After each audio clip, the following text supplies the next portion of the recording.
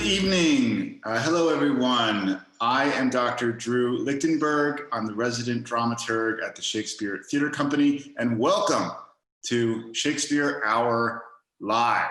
It's a special episode of Shakespeare Hour Live. Why is that? I'll tell you in a few seconds. I'm here in beautiful Richmond, Virginia. Before we get started, I want to thank our sponsors. The Shakespeare Hour Live is a component of Shakespeare Everywhere, which is made possible by the visionary support of the Beach Street Foundation. Additional support for Shakespeare Hour Live is generously provided by Nan Beckley, and tonight's very special episode is sponsored by Marcy Butler and Ryan Compton, with additional support by Margaret C. Jones. So Margaret, Ryan, Marcy, thank you for making tonight possible. Now, as I said, I'm in Richmond, Virginia. I am visiting family. It is Thanksgiving, and in the spirit of giving thanks, we're doing a greatest hits of the last 6 months, I think, plus of the Shakespeare Hour. So instead of our usual panel of guests that I would normally be introducing tonight, I am being joined by my colleague, STC's line producer, Grace Ann Roberts. Grace Ann, are you there? I am. Good evening and happy Thanksgiving, everyone. Hi, Grace Ann. Now, before we get started with the clips, in the spirit of the holiday, we have to talk about food. Specifically, favorite Thanksgiving dishes, sides, liquids. You can define that however you want, but do you have a favorite? I think you told me earlier today you have a scandalous choice. I do. It might be somewhat controversial, but you know what? I'm a fan of the potato in any form, as Drew pointed out, you know, in this sort of anti-carb world. That might be a controversial take, but I love it. I'm a Southern girl. My grandmother's mashed potatoes, my mom's sweet potato casserole, a roasted potato. So any potato on my Thanksgiving table is welcome, and I'm not ashamed of it. So what about you, Drew? What's your favorite? Well, first of all, I just want to applaud your bravery in coming out. Thank you. Thank you. Sort of support of tubers and all kinds of root vegetables. I cannot share your love of the potato. I think I've moved beyond my love of the potato, and I'm strictly a stuffing person, which is also a carb, but is a carb that is seasoned with all sorts of delicious, savory, meat-flavored things. Indeed. So I'm very much looking forward to eating some stuffing tomorrow. A solid pick. Solid pick. So, Grace Ann, I believe you are going to introduce our first clip. What are we going to, what is the first greatest hit of the Shakespeare Hour that we want to share with you? Yes, well, just to piggyback on what Drew said, you know, it's the night before a holiday. We felt it was really important to still, you know, tune in with you all who might be watching. And we thought it was a perfect opportunity to kind of look back and think about the year we've had. Like Drew said, we did just cross the 6-month mark. April 22nd was our first date. So I think November 22nd would be the 6-month mark, 7-month mark. Anyways, our first clip is going to start in week 5. So we're not starting right at the beginning, but we're going to start at week 5, which was our episode on Henry IV, parts 1 and 2. And our panel that week was Kelly Curran, Stephen Greenblatt, and Sam Waterston.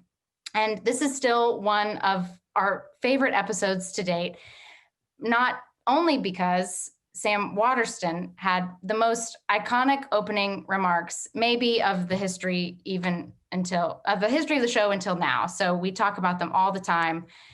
We still remember them and think of them fondly. So we would love to start with his remarks. Now, it's a 7-minute clip. So it's one of the longer clips you're going to watch tonight, but I promise it's worth every minute. So Gordon, take it away. Please enjoy Sam Waterston.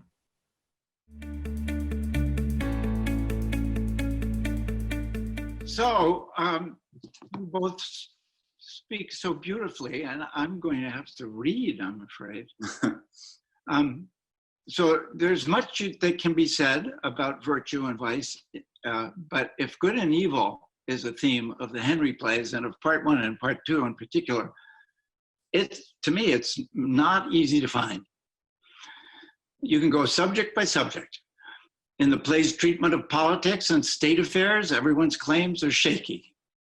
Bolingbroke's claim to the throne is not so good. The Richard you replaced, as Shakespeare wrote him, was less evil than weak, and his sin, if you can call it a sin, is not being good at kingship. And the Henry's good and evil as a theme is hard to find in the affairs of state, except maybe in Henry V, where British nationalism is sometimes presented as the same thing as the good.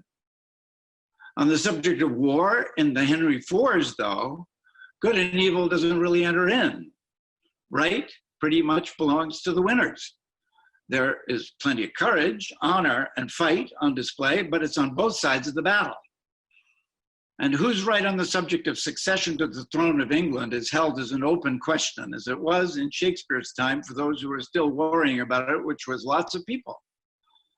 If picking who was on the good and the evil side was your subject and goal, would you even pick the story of the Plantagenets or the English throne, where questions about legitimacy remain very much alive in the time of Shakespeare and of Queen Elizabeth? There's plenty of cunning and cowardice in Falstaff, and realism too. To the eyes of members of the warrior class in the play, to the aristocrats watching the performance, these are obvious and major sins. Avoiding battle and death are positive goods in Falstaff's eyes, though. And that will have looked a lot less awful to the groundlings than it did to the toffs. The groundlings were nearer in experience to Falstaff's conscripts than to Hotspur and Hal and anyone eager to prove their worth in battle. And over the years, Falstaff's view of things has only spread in Western culture. In our own country today, many a person of high degree and across the whole spectrum of class hardly bothers to disguise it anymore that they'd rather profit than fight. Saying you had better things to do, or getting deferments, or alleging bone spurs as reasons to keep you out of the military service that everybody else was going to, are transparent excuses worthy of Falstaff. But today in this country, it hasn't stopped anyone from becoming president or vice president or from becoming leaders of the free world. And I bring this up not to drag the discussion of good and evil in these old plays into current events, but to underline how similar Falstaff's worldview is to the prevailing worldview today. And Shakespeare would not be in a hurry to say, I think, that one view is good and the other is evil. To all appearances, he's content with the idea that your point of view depends on where you stand, and that people's morals are very much the product of their circumstances, and how that dynamic works is interesting in a way that absolutes are not. As far as general questions of morality are concerned, in the Henrys as elsewhere, Shakespeare's attention goes to the question less than to the answer.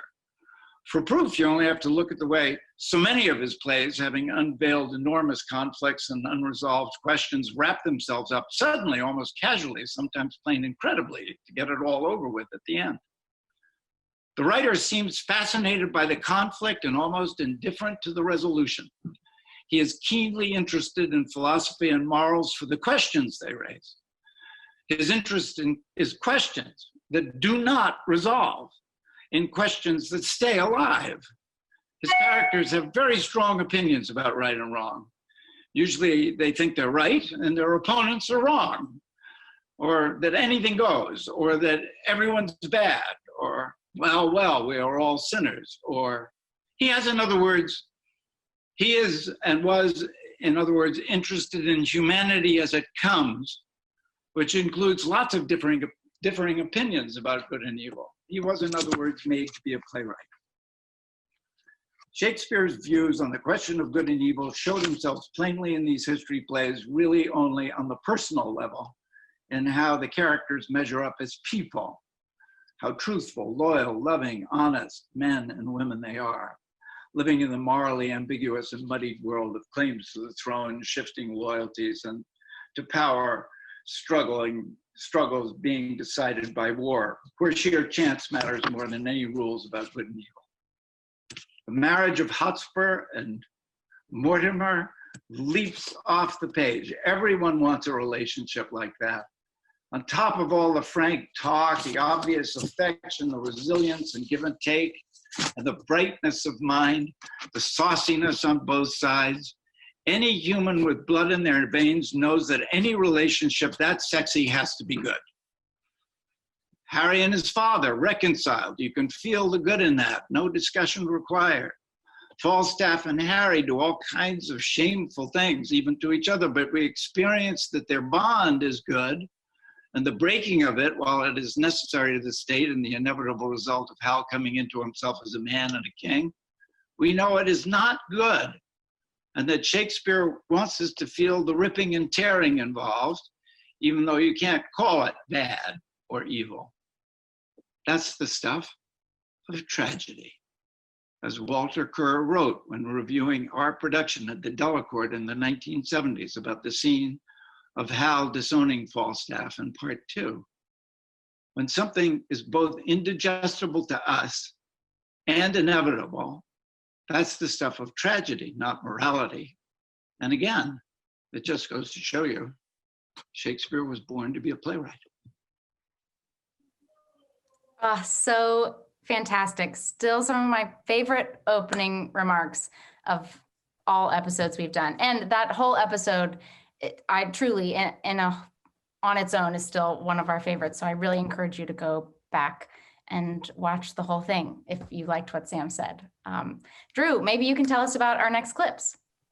Yeah, and I believe all of the episodes are up on our YouTube page. Is that correct, Grace Ann? Yes, that is true. Every single episode, but the very first, you can always go back and watch on YouTube.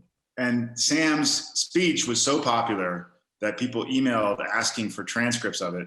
And Sam sent us the Word document, and it became this kind of essay that we were featuring on our website. So truly a momentous night 5-6 months ago.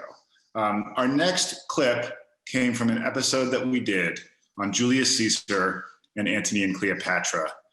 The air date was June 3rd with Shireen Babb, Jordan Barber, and the great Shakespeare scholar Jim Shapiro, who writes on Antony and Cleopatra in his book, The Year of Lear, which is about the year in which Shakespeare writes Lear, the Scottish play, and Antony and Cleopatra. Now, what was really interesting about this, or special about this episode, was that little did we know that it would be unfolding right in the immediate aftermath of the murder of George Floyd and the wave of protests sweeping across cities in response to that, including here in Washington, D.C., where there were tanks in the streets and there were partitions put up. So it was a truly extraordinary time to be talking about Shakespeare and these Roman plays, which of course are the most political plays that Shakespeare ever wrote in some senses, plays that are explicitly about democracy and republics and empire and the differences between all those three. So we thought we would share with you Jim's thoughts on just what Shakespeare's politics were and are, and also Shireen's very poignant, very powerful thoughts and reading of Cleopatra from Antony and Cleopatra. So here is that clip.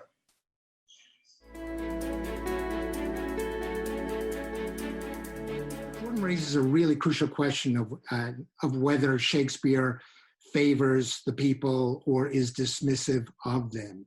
And I don't think that's a question that's ever resolved except in a production.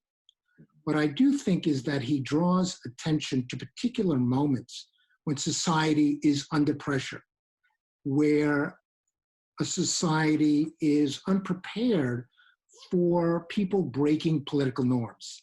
At the beginning of Julius Caesar, we don't see this scene, but it's described to us.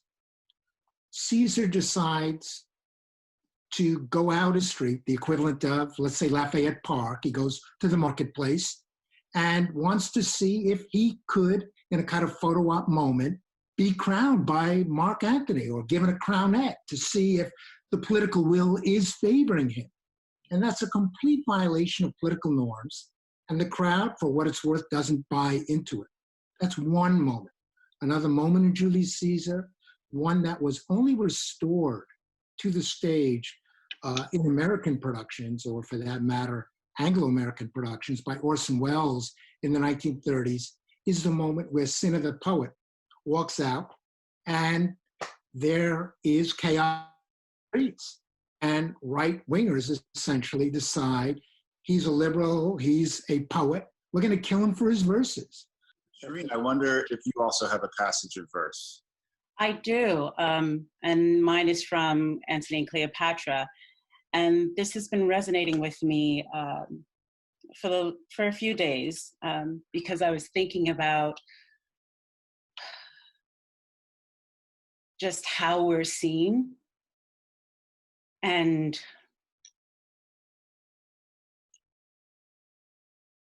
knowing that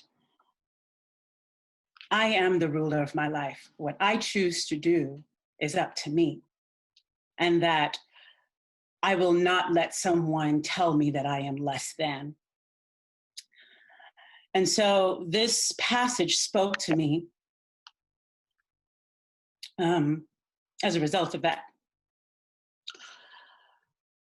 Know, sir, that I will not wait pinioned at your master's court, nor once be chastised with the sober eye of dull Octavia.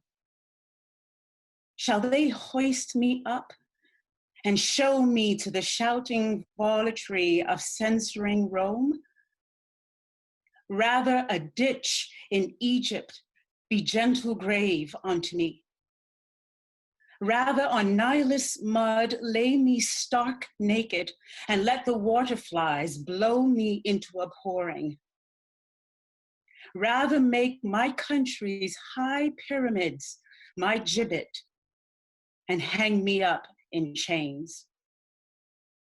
Because no one else should have the right to tell me how I go out of this world. I am in control of that. Yeah, and powerful to hear those words all these months later and to think about all that has happened in this country since then. Grace Ann, you know Shireen very well. What were your thoughts hearing that back in June and hearing it now? Yeah, absolutely. I have known Shireen for several years now since I've worked in DC. I knew her previously at the Folger, when she played Cleopatra at the Folger. I worked with her there a bit too. And I just felt so thankful that she was on the panel that week to sort of speak to the current moment. She has such a sensitivity and also a real power in the way she speaks. So I was thrilled that we had her voice in the conversation. The week immediately after that episode on June 3rd, we come to June 10th, where we discussed Othello. And I was saying earlier today, we programmed Othello for that date, in the early spring, earlier in May. And so we never could have anticipated what what our country would look like the week of June 10th. And so we had this conversation on Othello during, there was this generational reckoning of, racial inequality in our country. And we had just a fabulous panel to discuss how that relates back to Shakespeare and the classics. We had Dion Johnstone, Liev Schreiber, and Whitney White. And we just couldn't have asked for a more excellent panel that week. So we have 2 clips from this episode as well. First, we want to show you Dion Johnstone's opening remarks, which I think even in the moment, many of you who were watching commented just on how excellent they were. And I think you'll see that when we play it back now.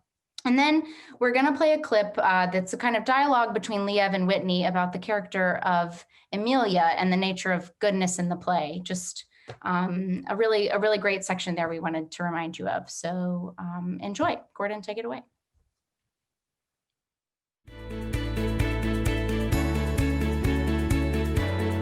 So we thought, Dion, we would start maybe with you to kick us off. Thanks, Drew. I think that these are great talking points, and in order for me to address them, I think I need to start by acknowledging your initial statement regarding the controversy surrounding the play's treatment of race and the racial imagination. Because when looking at Othello, especially in our present moment, I think it's important to examine the ways in which race and racial identity is entrenched in it. I mean, this play was written in the 1600s by a white man for a white English audience. And at that time, the role of Othello was never played by a black man. So you could say that this play in its conception was never intended for a black audience. And this, I believe, allowed for it to be a story that's more purely about love than how it gets displaced by hate. Because the original audience never saw a Black man in the role, and they weren't literally confronted with their own perceptions of race.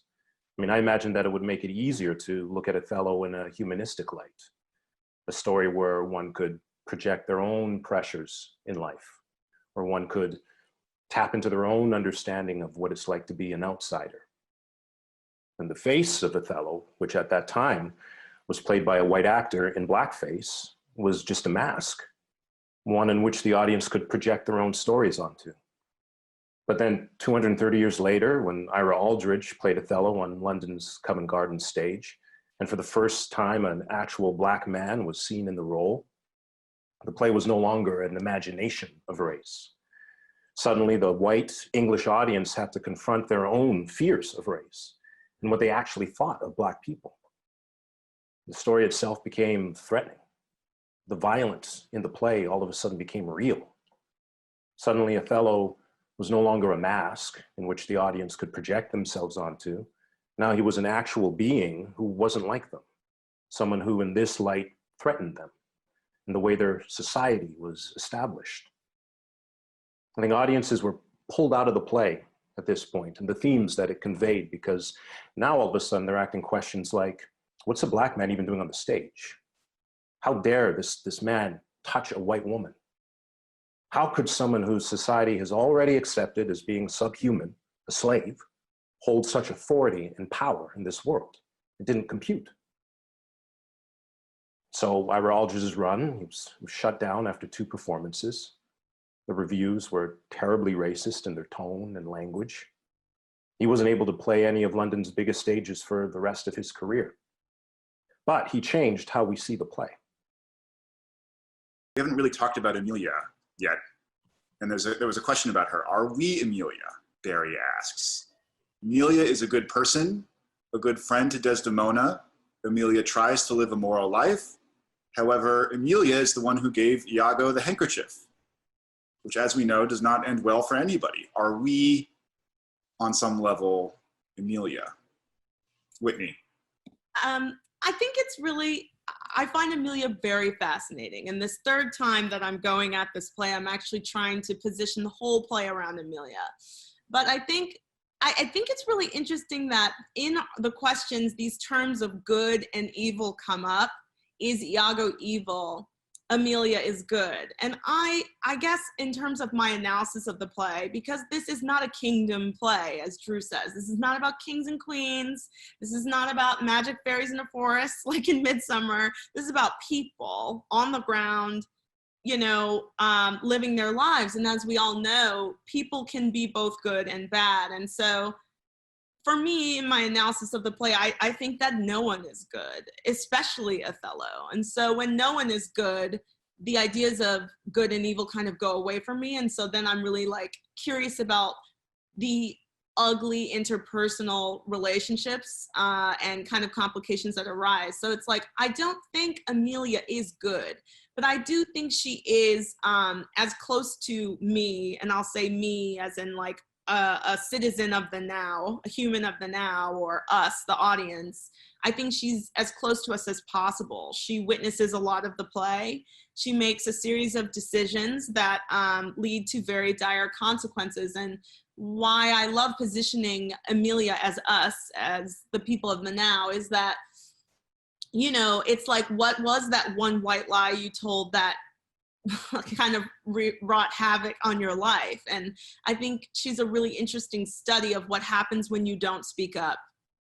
And we're in this political time right now, and we're all learning so many new things that are new for some of us and not new for others of us, because people are speaking up about it. And she's a very interesting portrait of when do you act? When do you speak up when something is wrong? When do you put it all together, and when do you risk your own life for a common good? So she is this kind of very contemporary symbol of humanity to me, because she messes it up, right? She doesn't speak up when she should, and we all mess it up. So I guess, yes, she is kind of the audience for me in my analysis of it, but she's not good. Nobody's good. And argue that Othello himself also is not good. I don't know if there's any goodness in the play. And the goodness, to my mind, is that is the human condition.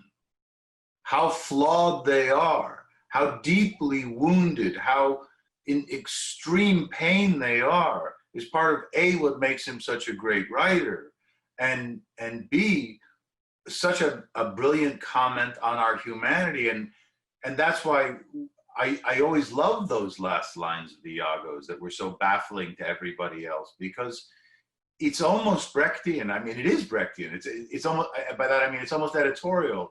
He says, demand me nothing. When they're all standing around him going, oh my God, what you did. Why did you do what you do? He goes, demand me nothing. What you know, you know. From this time forth, I never will speak word. Which is, you know exactly why I did what I did. Because you do it too. It's in you. The pain, all of it exists in all of us. Don't question, don't blame me. I'm not it's in you. My pain is your pain. It's shared. And you know what? If you're gonna do it then I'm never gonna speak again. Because I've always been the outsider, and I will continue to be the outsider. And the more of that pain I feel, the more destruction I cause. So there's nothing you can do but stick a blade in my heart right now, which you've done. So maybe that'll work if you're lucky. I love that. I love that line, what you know, you know, for the same. You know. We all know the truth. We were just saying in the Zoom call while the clip was playing, how much we love that episode. I think even when it was happening back in June, we knew there was a really special conversation going on. So, and we could say that of every episode we show you tonight, but I really encourage you to go back and watch the whole conversation, because even just picking out a clip from the Othello chat was a tough task. Drew, what did you think about the conversation? Well, yeah, what's so wonderful about the theater is sometimes you work on enough shows and you start to notice that there are certain productions that, for whatever reason, when they're being produced at a certain moment in the cultural zeitgeist, they resonate in a different way. Or they feel like, you feel like the lines of Shakespeare all of a sudden are charged with new meaning, and you hear them with fresh ears for the first time again. And it's nothing against the other shows. I think all the shows we've done have been great and fascinating and wonderful, but there are certain productions and there are certain episodes that are special for that very liveness, that very reason that makes the theater such a special, unique art form. Speaking of which, one of our other iconic moments was the unforgettable moment when F. Murray Abraham in episode 10 delivered his own rendition of, this is something I like to think of F. Murray, saying in the morning when he's brushing his teeth, or saying in the afternoon when he's walking his dog. I always picture F. Murray Abraham speaking this speech, which is that of Shylock from The Merchant of Venice. So let's hit it, Courtney.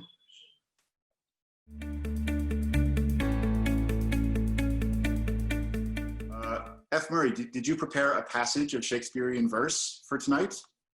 Oh, yeah, well, I love him so much, and it's the famous speech, that his has not a Jew or eyes, it's famous, but his appeal in court in Act 4 is brilliant also. But to bait fish withal, if it will feed nothing else, it will feed my revenge. He has disgraced me. Anyway, it goes on. But when I deliver it, I want it to be from his guts. I want it to be not a soft thing. It's an explosion. It's Mount Vesuvius with a Jewish accent.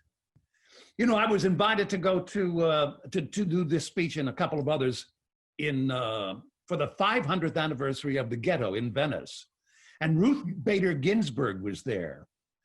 And I asked her if she would play the chief magistrate in what we presented as an appeal by Shakespeare, by Shylock.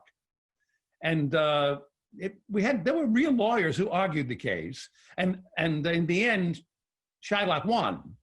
And the first thing that Ruth Bader Ginsburg said was that Portia couldn't practice law because she didn't have a degree. Anyway, it was a great moment. But Shakespeare won, and I have the appeal. Anyhow, I'm not going to do more. I could do a lot. Come on, Murray, do us a bit more. Come on, do us a bit more. I'm on the edge of my seat here. Come on, we want Vesuvius. Come on, Murray. You have disgraced me. Oh, God. Oh, gosh. I'm looking at my friend Jeffrey, and I'm seeing him. Jeffrey, say something nice. I said it's fantastic. Go on. Go on. It's wonderful. He had hindered me. Oh, gosh. Scorned my nation.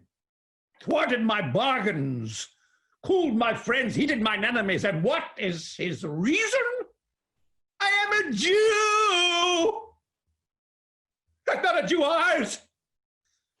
I've got a Jew hands, organs, dimensions, affections, passions, senses. If you prick us, do we not bleed? If you tickle us, do we not laugh? If you poison us, do we not die? And if you wrong us, shall we not revenge?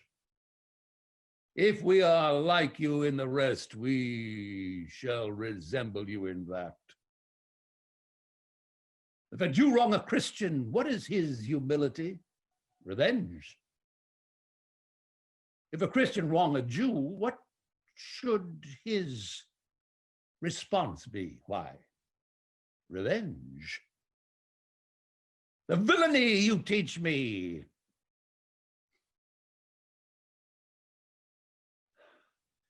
I will answer, and it shall go hard, but I will better the instruction. I paraphrased a few, sorry. Brilliant, brilliant, brilliant. It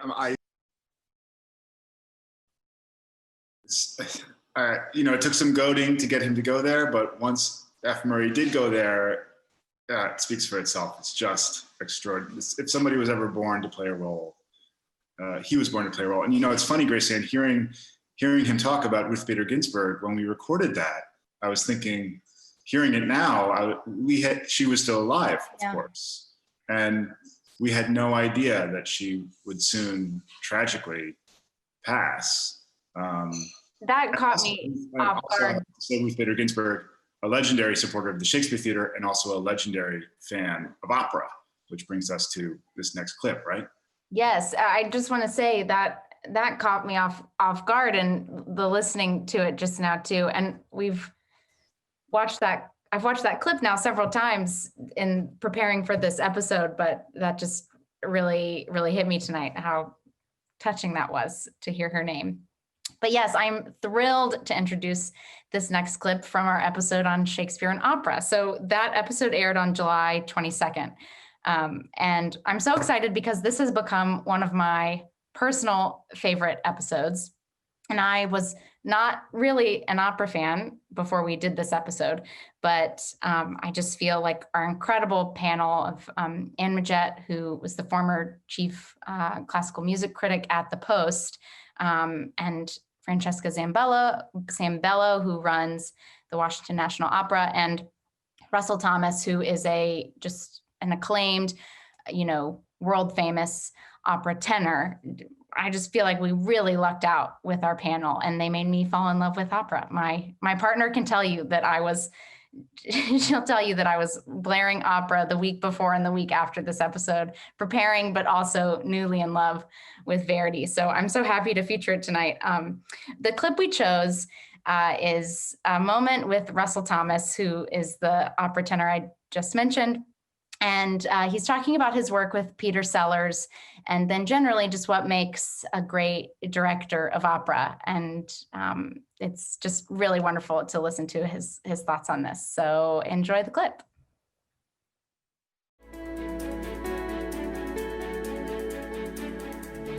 But I think that is absolutely true, because he has this great music to work with, Boito and Verdi together.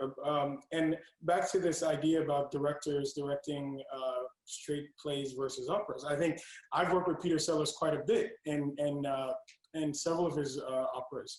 I think the best opera directors have a musicality about them. And Peter Sellers is a great musician who he's a great musician. And when you work with him and see him move people and things around the stage, it is in a very musical way. And I think, and he sits with a full score and he understands how each instrument informs a character or changes a mood. And that type of work, I think, informs great storytelling. And for me, who, as Francesca was saying, I'm a person that's more still on stage than a lot of others, but there's a way to color the voice or to use the voice, just like a Shakespearean actor would, to color the voice and use the voice to make, to turn a phrase and give an emotion that you just won't be able to give a lot of times just speaking. I feel like I could just listen to Russell talk forever. He's an incredible artist. And if you were able to watch our gala on earlier in October, you got to hear an aria from Russell, which is just a real treat. So, Drew, do you have any thoughts about the opera episode? Do you remember it in any particular way?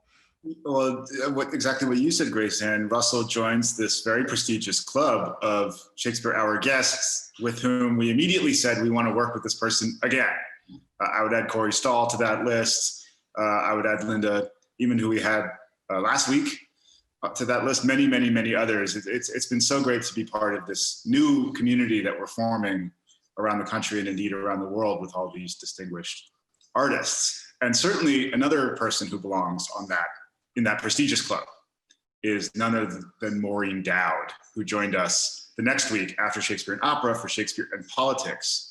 The panel consisted of Maureen, the actor Harry Lennox, and Tina Packer, formerly of Shakespeare and Company in Lenox, Massachusetts. But Maureen led off the show with sort of an impromptu column. She's been a longtime fan and supporter of the theater, but this is the first time she's been sort of public facing in her love for Shakespeare. And she wrote this piece of what I could only call theater criticism that was gossipy, inflammatory, maybe especially if you're on a certain side of the political aisle.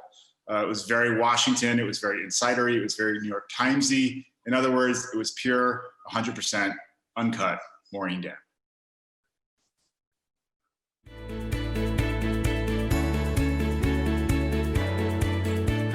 I have a few lines from Macbeth that get to the heart of how a lot of terrible mistakes in politics are made.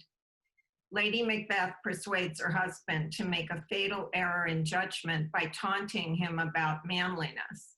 If he doesn't want to be unmanned, he must preemptively wield the dagger against his rival, she tells him. I wish Harry were here to do this, but just bear with me. When you durst do it, then you were a man, and to be more than what you were, you would be so much more the man. She presses him, are you a man, and tells him to screw up your courage to the sticking place.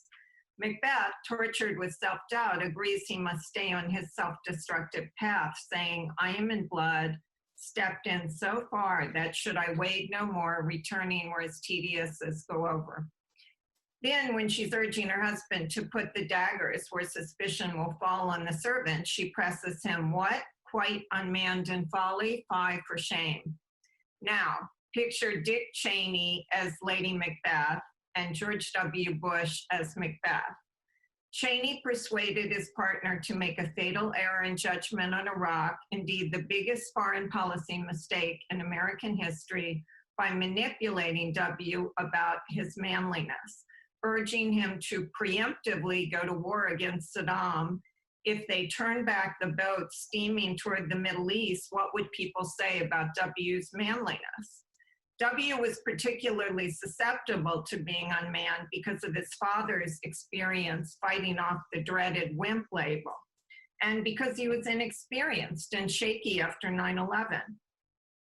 Nancy Reagan was compared to Lady Macbeth, and back in '92, Hillary Clinton was called Lady Macbeth in a headband, but I think that was sort of misogynistic, just a term to throw at strong women. The real Lady Macbeth was Cheney. I often compared him to Iago, but I would rather assign the role of Iago to Linda Tripp. who did all that malicious whispering in the ear of Monica Lewinsky. She was the Iago of Pentagon City.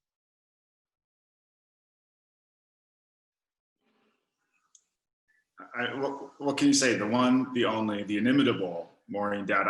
I have to say, after that episode, Maureen invited me to have cocktails outside, socially distanced. And I've been too intimidated and too scared to take her up on the offer. But Maureen, if you're watching, you are a legend and we love you. Grace-Ann, any thoughts? I second you. We love Maureen Dowd, and particularly her appearance on this episode was just, I mean, watching it now, you can't help but just laugh, and it's just so enjoyable. I was saying that after this episode, what I went back and watched was Vice, because Christian Bale and Amy Adams as Dick and Lynn Chaney, respectively, kind of do their own Macbeth, Lady Macbeth pseudo scene in verse, and Maureen's column made me think of that. So I was excited to go back and give that a view. But speaking of film, actually, the next clip we're going to turn to is our episode on Shakespearean film, which aired in September. So you'll remember we took a break from the program in August, very French of us, and we came back live in September. And so this episode on Shakespearean film, it was a long requested topic.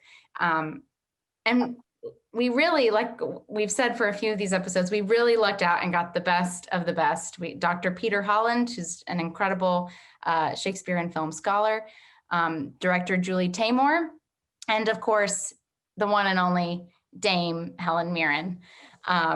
So just really exciting to be able to have her on with us. And the clip we chose to highlight from this episode, again, there are so many, and I had someone actually email me over the weekend saying that kind of requesting for the clip show that they loved everything Julie Taymor said in this episode. So we're not featuring Julie Taymor specifically, though she does make a quick appearance. But the clip we chose is Dame Helen Mirren talking about a role that she's always really wanted to play. So Gordon, let's roll the clip and see what she says.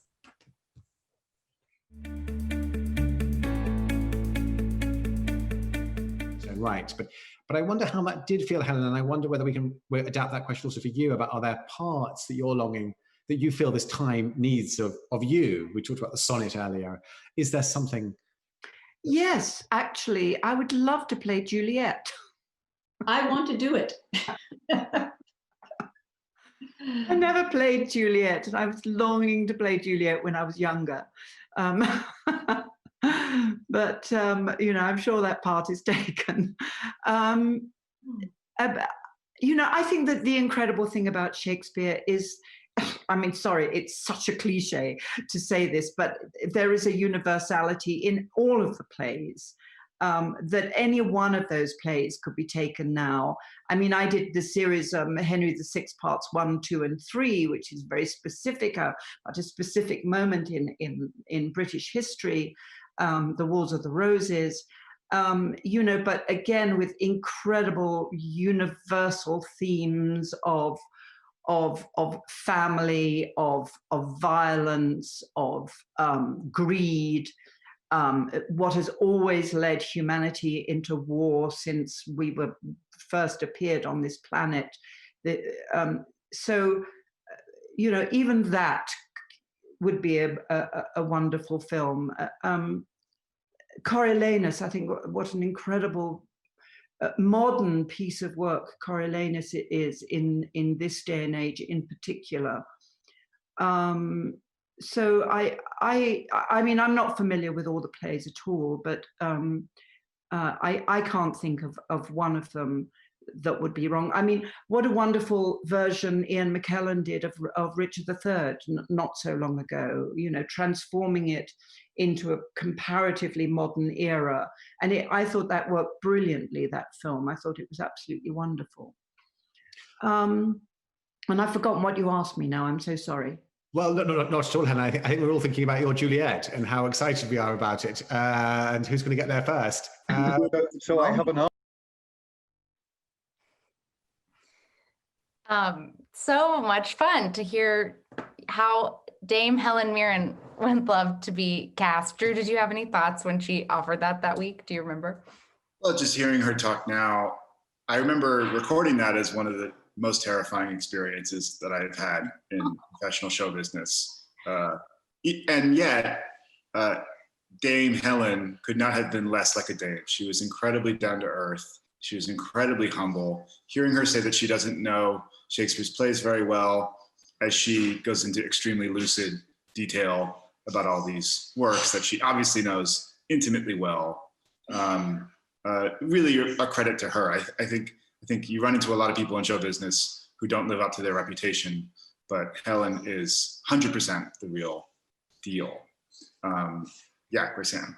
We have a few comments in the chat that I would love to share just before we move on to the next clip. So first is a comment for you, Drew, from viewer Pam Robb.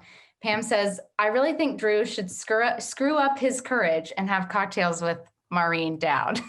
So there's your little dose of courage. And then the second comment I want to share is from Terry Quist, who says, listening to Dame Helen makes me wonder whether there could be a mature adult adaptation of Romeo and Juliet. We would certainly have a great Juliet for the role, of course. But Drew, that makes me think of A Tender Thing by Ben Power. And that's a play we talk a lot about in our artistic meetings when we think about plays and Shakespeare adaptations. And maybe you can tell Terry a little bit about that play, because that may be an answer to his.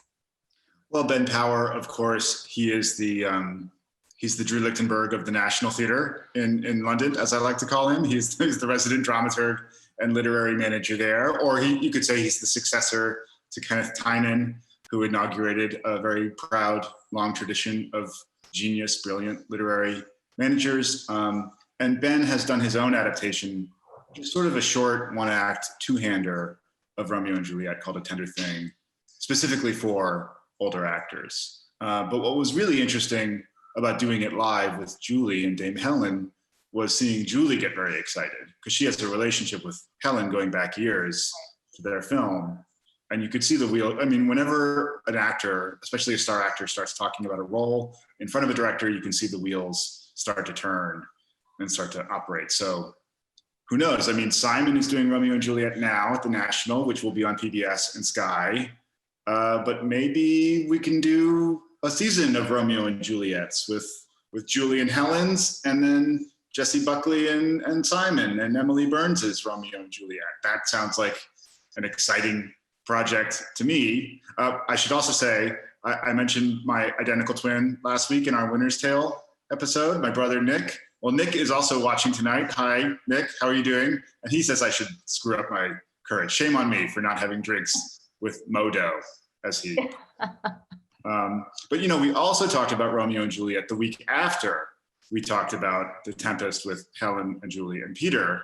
And that was with another great female actor, distinguished star of stage, of screen, Helen Hunt, with two younger scholars and theater artists, Dr. Carla Delegata of Florida State and Madeline Sayet, who is heading the new Yale program of Indigenous theater. Is that right, Grace-Ann?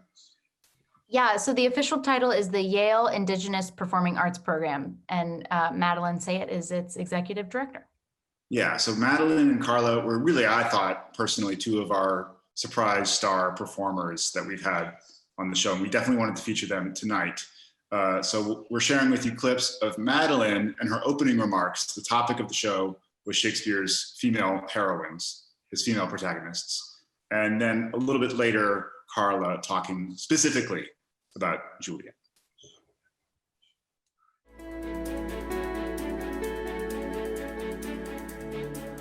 Madeline, you are a writer, a director, a person of the theater.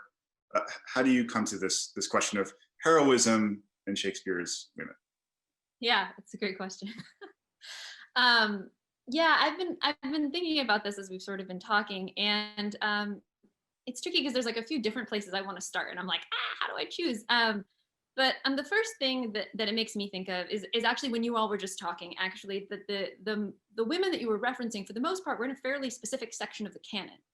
And I remember a professor of mine at the Shakespeare Institute, Professor Martin Wiggins, at the time when I was there, was doing some research actually on the influence of the boy players in the structure of why there were those large women roles being written at a specific point in time. And so what this leads me to is really thinking about, even though, you know, as a performer and the opportunities I've had to perform them, I love those women characters for certain reasons. I mean, gender is a construct, and never is it more a construct than within Shakespeare's plays, when we know that, you know, there were no actual women present in the actual performances.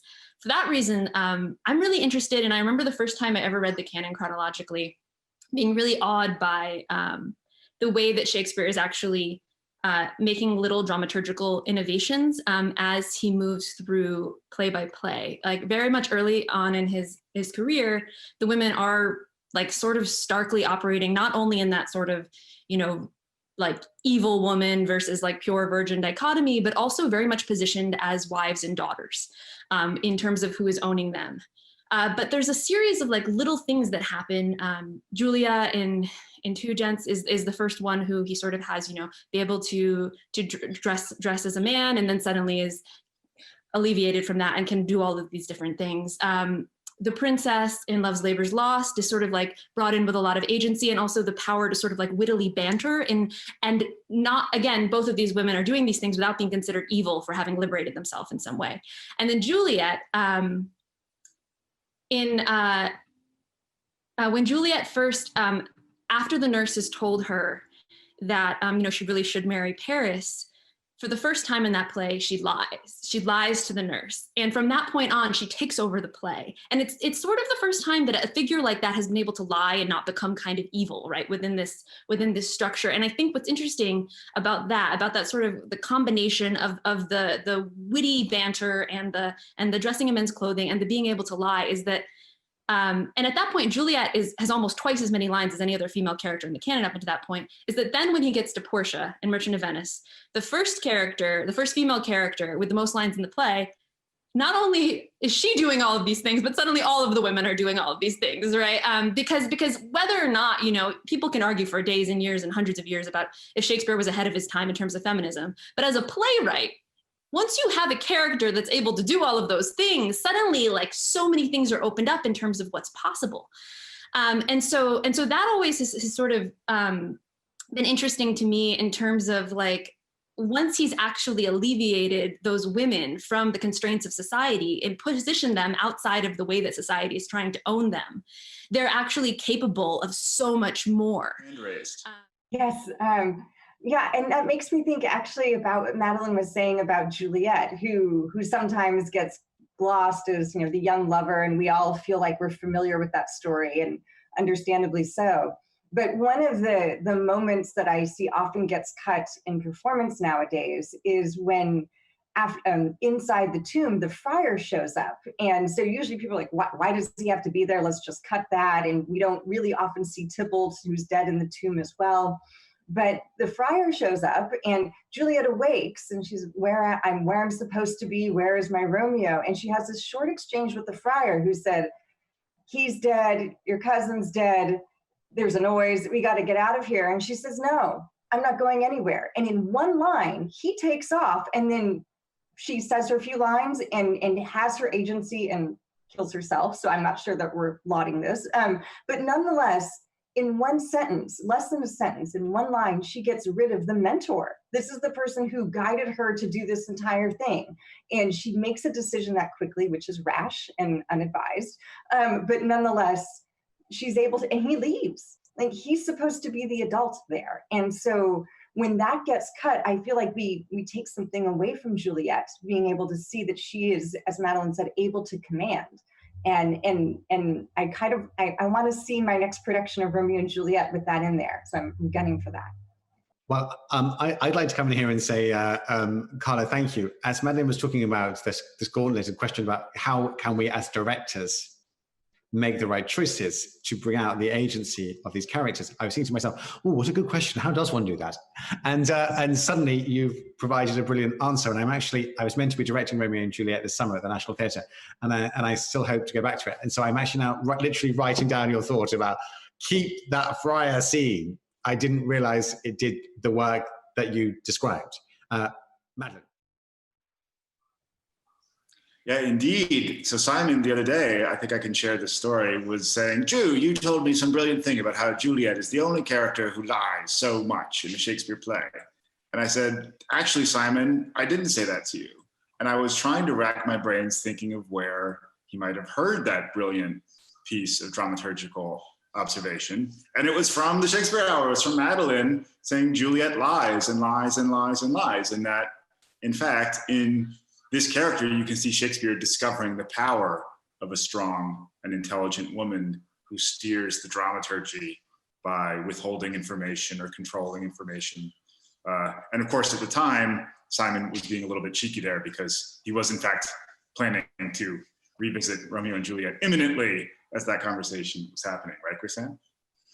Yes, yeah, it felt, I think he was taking notes because he knew it might come back up maybe sooner than he thought. So I'm sure he was appreciative of the wisdom that Carla and Madeline and Helen brought to the table that night.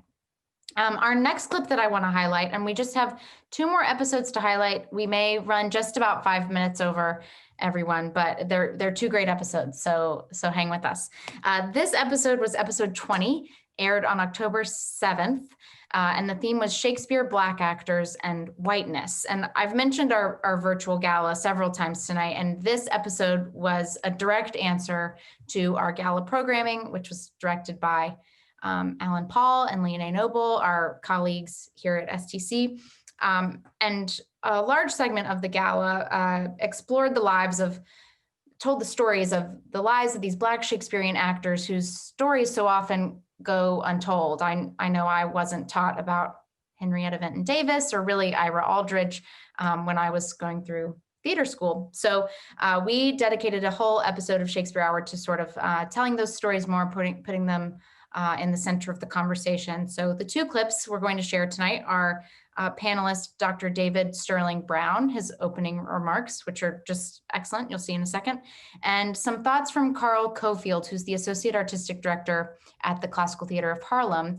And he shared some thoughts on colorblind casting, which is a really sort of relevant and kind of hot button topic. So we'll hear a little bit about what he thinks about casting and how he puts a play on stage. So let's cue those 2 clips and enjoy.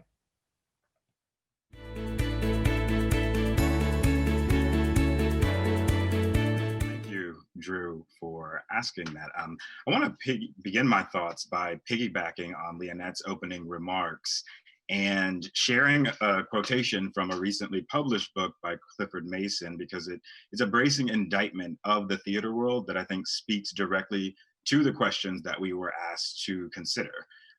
In Macbeth in Harlem, Black Theater in America from the Beginning to Raisin in the Sun, Mason forcefully writes, Black truth can only exist in a version that is denigrating, and the real truth, the one that has been burned into the Black soul, break the heart of me in all its rage and horror, can only exist beneath the grim, the feckless offering of pretending that Black men can beat up on white men the way white men can beat up on Black men in the real world of American coexistence. If the Black American wants to eat at the humongous pie of the American theatrical plentitude, he writes, he must do so with a pair of false teeth. No racism can be assayed, or at least not the racism that bites. Poor, suffering Black people that white people have to rescue, or whose demands are so modest that no one with a human heart could deny, these pass the muster, but that's all, Mason says. And so for me, the trials and tribulations faced in the theater world of the past and present by Black actors like Ira Aldridge, Henrietta Vinton Davis, Ruby Dee, Paul Robeson, and others, they speak to the racism, inequality, anti-Blackness, and even erasure that have eviscerated parts of artistic Black history that we will never get back. These truths have no doubt also impacted scholarship and education as well. And those are both important topics to me as a Shakespearean. The trials and tribulations, such as the destruction of Black theater in New York City that led Ira Aldridge to immigrate to the UK in 1824, at the young age of 17 reflect also the setbacks that have put Black actors today behind their white peers in an industry that still centers whiteness in ways that continue to monopolize acting roles, awards, and other opportunities. And when I consider the effects of anti-Black racism and the effects that it's had on actors, directors, et cetera, within the classical community, I become even more inclined to think about the question you asked from a different angle. What impact anti-racism has not had, what it would have been like for Ira Aldridge and his contemporaries to live in a world where systemic racism was deemed a gross aberration from civilized and civil society. I also become inclined to think about the enormous burdens placed on Black actors of the past and the present as they tried to perfect their craft, especially with respect to Shakespeare, while grappling with the racism-induced psychological abuse that undoubtedly proved to be distraction, as Toni Morrison has called it. If Aldridge had remained in the US, certainly the conversation that we're having today would be different. But given the status of today's world and the hypervisibility of anti-Black racism, given how much has changed but still feels the same, according to my 83-year-old grandmother who lived through Jim Crow, it's hard for me to imagine concretely what those differences would be, as there is no way to know Aldridge would have actually survived had he stayed. And thus, there is no way to know if we'd have the legacy of his that we have right now, a legacy that makes Aldridge much more visible than his New York City counterparts from the African Go Theater. So those are some initial thoughts that I just wanted to share and put out there. I agree. I think it would just require a dramaturgical rigor. And if you can prove you're casting a Black Ethiopian Jew and you set it in a refugee settlement in Israel, we have, I can make a case in an aesthetical court of law that makes sense. And I can prove it without changing the text, right? Because those are always the parameters that we're going to be operating around. Well, you changed it to make it seem like, no. There are cases that document that, and that's a true story of persecution. So I think if one is willing to flex that imaginative muscle a little further than we're used to, and to really push through dramaturgically and really make sure you're making sense of it and you've thought it through, I think absolutely. I, for one, and this is just not a knock on anybody, I don't believe in color blind casting. As a director, everything I put up there says something. And it's up to our team to discern what that real meaning is. So my teacher would say, what is it and what is it really? So I'm purposely making a choice to make this, to make this company resemble a 21st century world that I want to live in. And it's not what is, it's what could be. When Van Gogh paints the Spanish-American War, he's using his imagination to really go beyond the actual, naturalistic painting.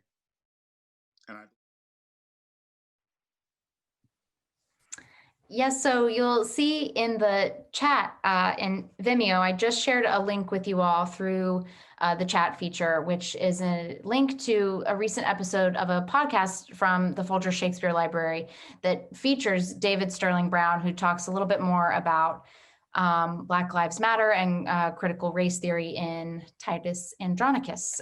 So that's something that both Drew and I have listened to. Drew, do you have anything else you want to say about it? Well, just that obviously David Brown, his eloquence, his brilliance, and also just like the beauty of his speaking voice speaks for itself. I know that among our Devo staff, a lot of people have developed instant crushes on David Brown after his appearance on the Shakespeare Hour. And also just to speak to the content of what he was saying and what Carl was saying, it's interesting to me, having done this exercise of the greatest hits, where our own conversation 6 months ago started on Shakespeare and Blackness in the wake of George Floyd and politics, and where we came to by the time we had that conversation in such a relatively brief amount of time.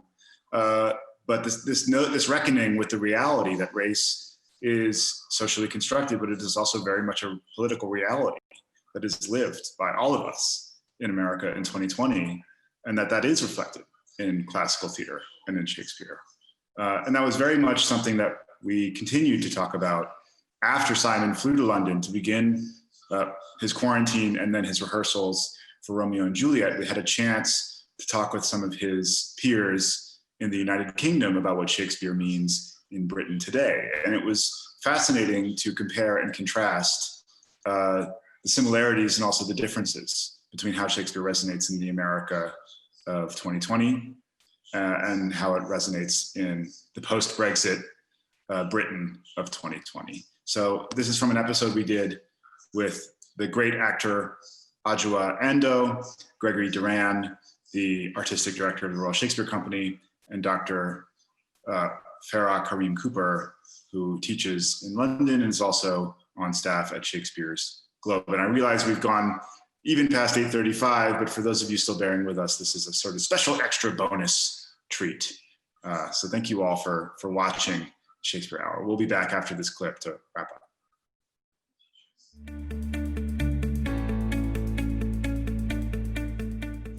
This England speech. Adjoa, I know you have to leave us in about a few minutes, 10 minutes maybe.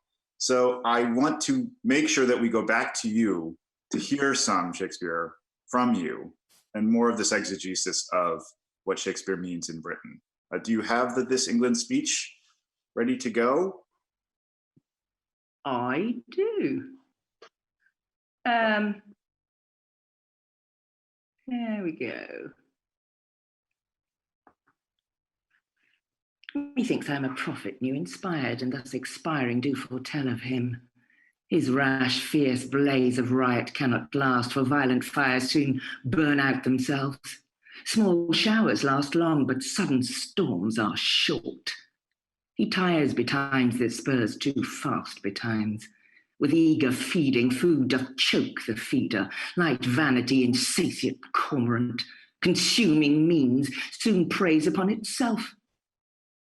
This royal throne of kings, this sceptred isle, this earth of majesty, this seat of Mars, this other Eden, demi-paradise, this fortress built by nature for herself against infection and the hound of war, this happy breed of men, this little world, this precious stone set in the silver sea, which serves it in the office of a wall or as a moat defensive to a house against the envy of less happier lands.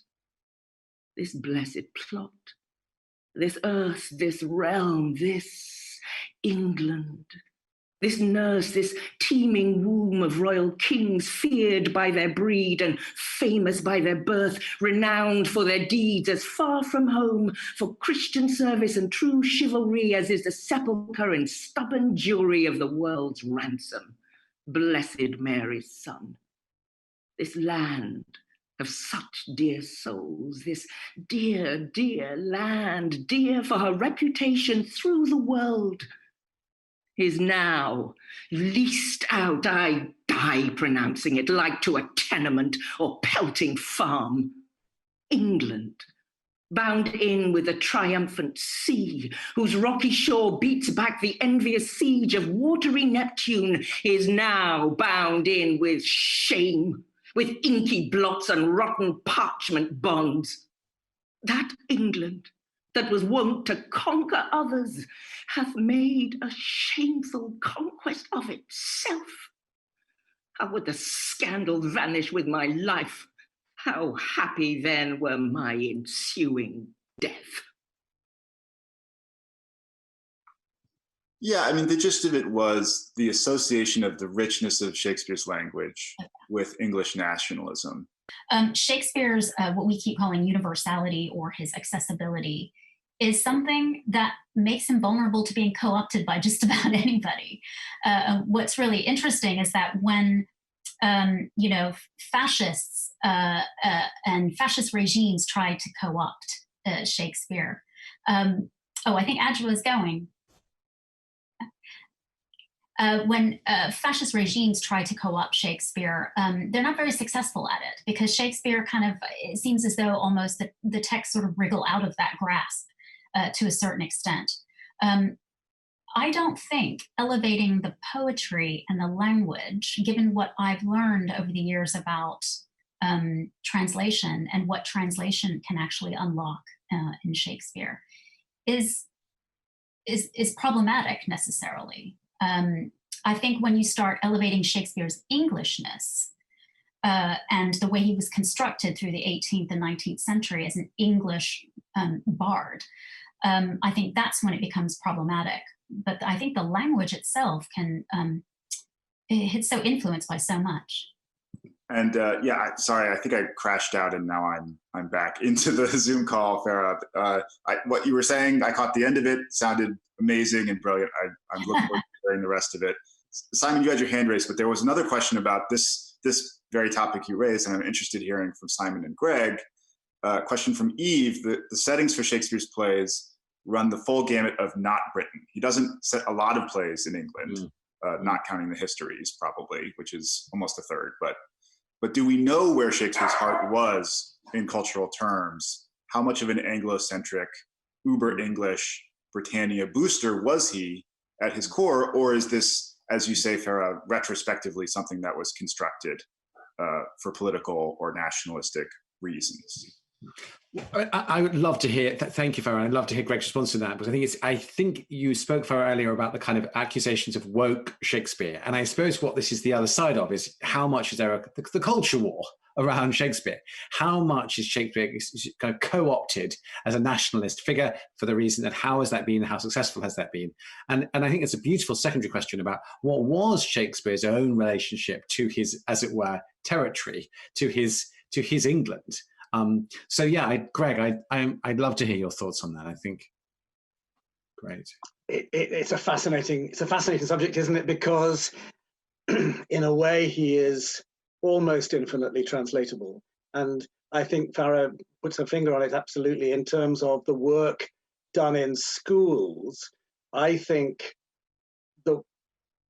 students resist Shakespeare when the teachers think there's one answer. So what does this line mean? What is Macbeth on about when he says, etc.? That there's one take on it. And I think, we like the Globe have a big education program. We work with 500,000 young school children every year. And what we do is bring classroom techniques, or rather rehearsal room techniques, into the classroom. So the idea is to get people to understand and interpret Shakespeare without there being the one strict answer, because we all know if you're doing Coriolanus, you can do it from a left-wing perspective, a right-wing perspective, a nihilist perspective if you choose, and it will sort of yield to every one of those perspectives, because all of those perspectives are within it. Shakespeare never sits on the fence. He never strongly reveals his own perspective. He can sit, well, he can wear several pairs of shoes and walk around in those shoes and try and work out what it means to be from that particular perspective. I think it's really interesting that the idea of where he sets the plays, that's right, he, apart from the histories and what, Merry Wives of Windsor maybe, there aren't, and Cymbeline and King Lear, there are quite a lot, aren't there? But he doesn't set a lot of them. But I think